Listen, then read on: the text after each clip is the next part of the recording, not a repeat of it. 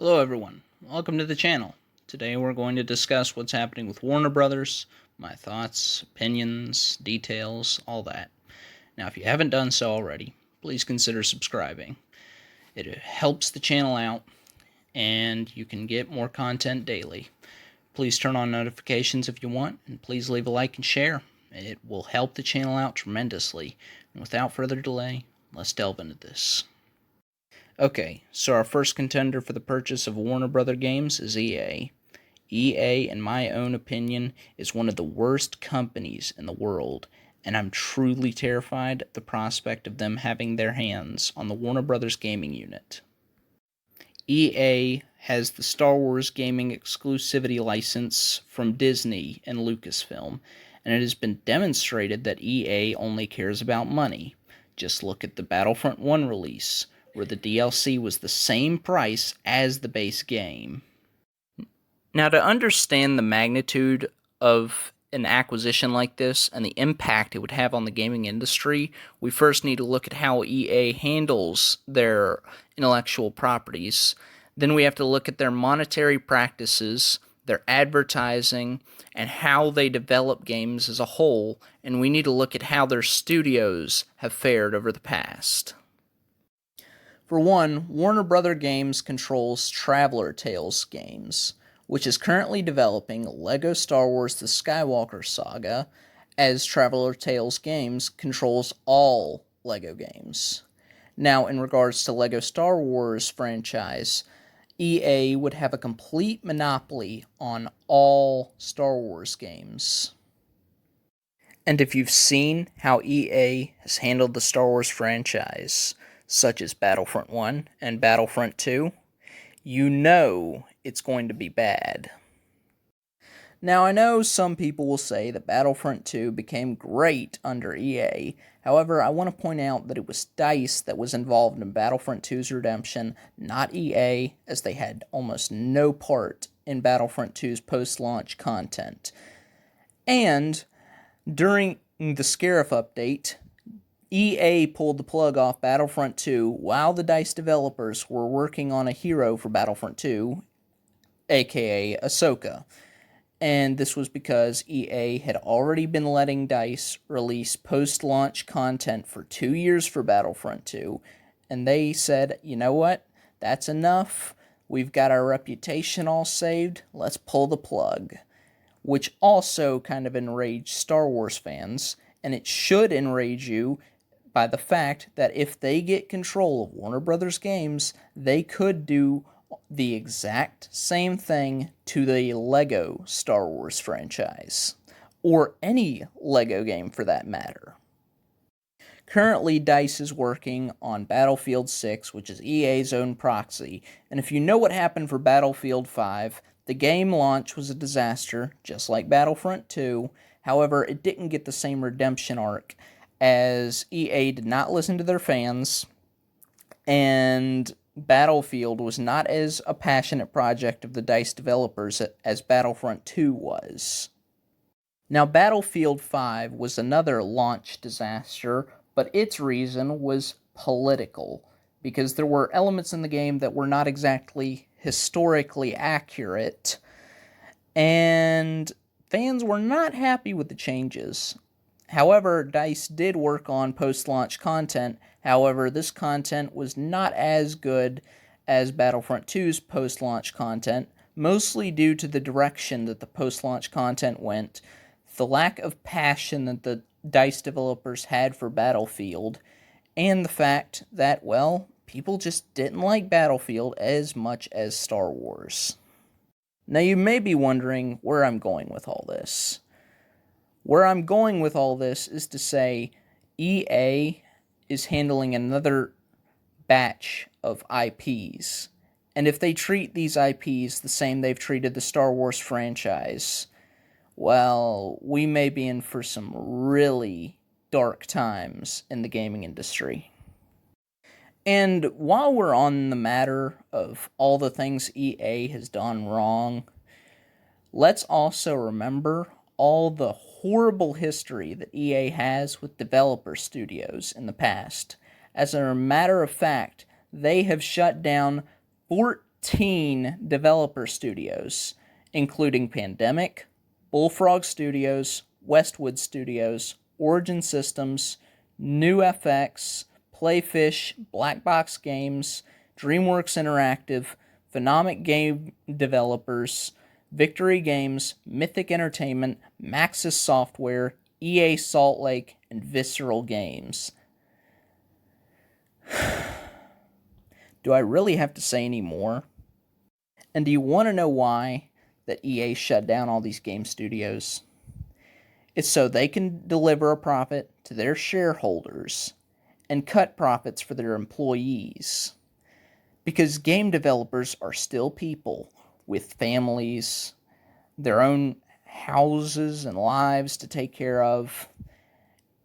And them shutting down all these studios definitely put a lot of people in some hard situations. Now that I've just described the gripes that many, including myself, have with EA and their properties they've managed, just imagine what they can do with the Lego games, with the Batman games, the Mortal Kombat games, the Fear games, the Scribblenauts, all those titles, and probably more that I don't know or am aware of. It does not look pretty. However, we have hope. The likelihood of EA buying Warner Bros. Games depends on the price, the corporate ties between EA and Warner Bros., and the different competitors. And I'm going to say they have a really strong competitor that we'll get to later on. Now on to Activision. They've slowly gone down a similar route as EA, implementing loot boxes, predatory marketing practices, ruining good games with shitty marketing tactics. Activision has a terrible track record of playing it safe, which involves remastering old games as an attempt to squeeze the nostalgia from their fans to make more money out of the game that already exists, instead of taking a risk to create a new and fun experience for everyone. Activision is already beginning to lose its player count for its most popular franchise, Call of Duty, and it's because of these greedy and predatory marketing practices. Later this year, Activision plans to release Modern Warfare 2 Remastered. However, there's a twist. They plan to release it only with a campaign, and it all comes down to selling a cheap product to get a ton of money. The reason they're doing only a campaign is because servers for multiplayer cost money. And now, Activision is going to take the same route as EA, only caring about money and ignoring their fans, to deliver a profit to their shareholders. My point is that Activision isn't much better than EA as an option for the acquisition of Warner Bros. And I personally don't think they have as high a chance to acquire Warner Bros. However, personally, I'd rather let Activision have Warner Bros. Than EA. But as Master Yoda once said, Microsoft is now the new contender for acquiring Warner Bros. Games unit. And in my opinion, this is probably the best choice and the company that has the best chance. Microsoft is one of the richest companies in the world, and this would really boost their gaming platforms if they marketed the titles owned by Warner Bros. As exclusives. However, I want to point out that I highly doubt they would make these games and titles exclusives, and here's why. Minecraft. Minecraft was developed and made by Notch, who created Mojang Studios. Mojang was bought by Microsoft. Currently, Minecraft is the largest and most popular game in the current age, with over 200 million copies sold. If Microsoft really wanted to, they could have made Minecraft a PC and Xbox exclusive. I know, that's a scary thought for the people who play PlayStation, Switch, Mac, etc.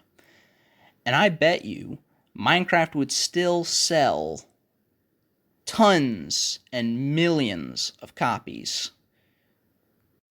If Minecraft had been an exclusive, you'd almost definitely see a spike of Xbox One or PC sales. Because remember, Windows is the most popular platforms on computer gaming, and Microsoft owns Windows.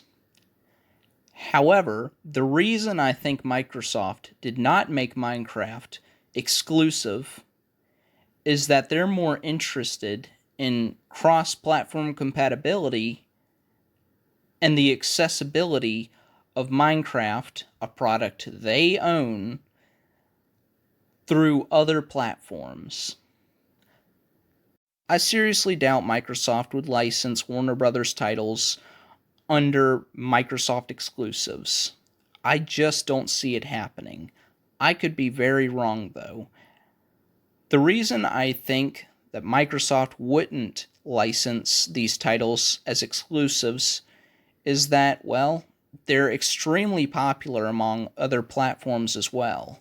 And I think, I could be wrong, that Microsoft does get a percentage of whatever titles they own through other platforms as well. Albeit they wouldn't make as much as if they made it an exclusive and people bought more consoles. But I still think that they would overall, in the long run, make more money than if they made it as an exclusive.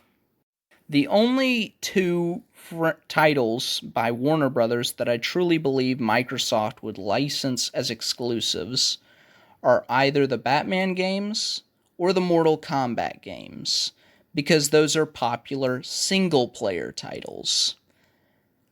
However, I do see that Microsoft does have the potential for creating new games under development of Microsoft that would be marketed as exclusives, as they would acquire some of the licensing agreements from Warner Brothers, such as the DC Universe. Please remember and keep in mind this is all speculation on my end. I have no idea whether Warner Brothers will sell to EA, to Activision, to Microsoft, or anyone, as a matter of fact. Hell, for all I know, Sony could purchase Warner Brothers, and Sony would end up making all those titles exclusives, although they might not. I have no clue. In any case, I seriously think Microsoft has the best chance of purchasing Warner Brothers, and I really think they're the best choice we have right now. And with next-gen consoles on the horizon, like I said, I do think Microsoft would develop brand new exclusive titles developed exclusively for either Xbox or PC. But the issue is, I don't see already popular titles becoming exclusives. Like I've said, I could be wrong about everything, but only time is going to tell. If you made it this far, thank you so much for watching my video. Please remember to leave a like, subscribe, etc. If you want my socials, I'll leave them in the description. I hope you all enjoyed this video. I hope you all have an amazing day as well. See ya.